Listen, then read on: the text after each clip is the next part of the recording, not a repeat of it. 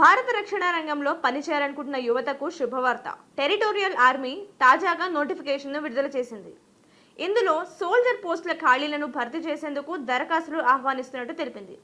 అయితే మొత్తంగా ఇందులో 1529 సోల్జర్ ఖాళీలు ఉన్నాయి.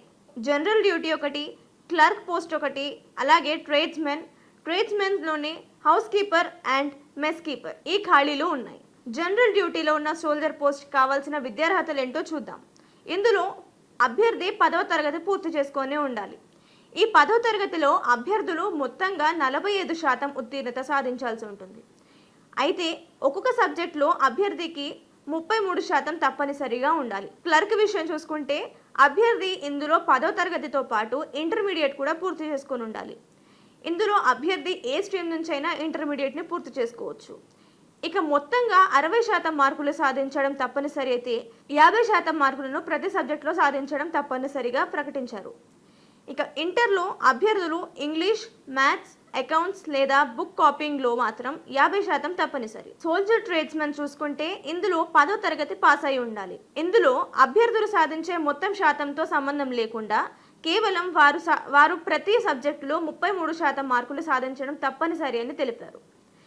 ఇక tradesmen, house keeper and mess కీపర్లో అభ్యర్థి 8వ తరగతి పూర్తి చేసుకొని పాస్ అయి ఉండాలి. ఇందులో మొత్తం శాతం మార్కులతో సంబంధం లేకుండా ప్రతి సబ్జెక్టులో అభ్యర్థి 33% మార్కులతో ఉత్తీర్ణత పొందాల్సి ఉంటుంది. 18 నుంచి 42 ఏళ్ల మధ్యలో వయసు ఉండాలి. ఇది వయోపరిమితి విషయం. అయితే ప్రభుత్వ నిబంధనల ప్రకారం అభ్యర్థులకు వయో సడలింపు లభిస్తుంది. ఫిజికల్ స్టాండర్డ్స్లో మొదట ఎత్తు విషయం చూసుకుంటే గనక మహిళలకు 157 సెంటీమీటర్లు తప్పనిసరి ఉండాలి. ఇక పురుషుల విషయంలో చూసుకుంటే 160 సెంటీమీటర్లు ఇందులో కనీసంగా ఉండాలి. ఇక ఛాతీ విషయంలో పురుషులకు 77 సెంటీమీటర్లు సాధారణంగా ఉంటే 82 సెంటీమీటర్లు మాత్రం విస్తరించినప్పుడు ఉండాలి. ఇక మహిళా అభ్యర్థులకైతే కనీసం 5 సెంటీమీటర్ల విస్తరణ తప్పనిసరి. బరువు విషయంలో చూసుకుంటే గనక మహిళా అభ్యర్థులకైనా పురుషుల అభ్యర్థులకైనా కూడా వారి ఎత్తు అండ్ వయసు ఆధారంగా వారి వెయిట్ నిర్ణయిస్తారు. ఇప్పటి నుంచి డిసెంబర్ 14వ తేదీ వరకు ఈ దరఖాస్తులు కొనసాగుతాయి. అయితే దరఖాస్తుల ప్రక్రియ ఆఫ్లైన్ విధానంలో ఉంటుంది. ఆ తర్వాత అభ్యర్థుల దరఖాస్తుల వివరాల ఆధారంగా షార్ట్ లిస్ట్ చేస్తారు.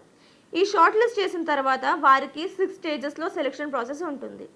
అందులో మొదటిది వచ్చేసరికి ట్రేడ్ టెస్ట్ ఉంటుంది. ఆ తర్వాత డాక్యుమెంట్ వెరిఫికేషన్, ఆ తర్వాత ఫిజికల్ ఫిట్నెస్ టెస్ట్, దాని తర్వాత రిటర్న్ ఎగ్జామ్ ఉంటుంది. ఆ తర్వాత వైద్య పరీక్ష అంటే మెడికల్ ఎగ్జామినేషన్స్ ఉంటాయి. ఆ తర్వాత ఫైనల్ మెరిట్ లిస్ట్ ఇస్తారు.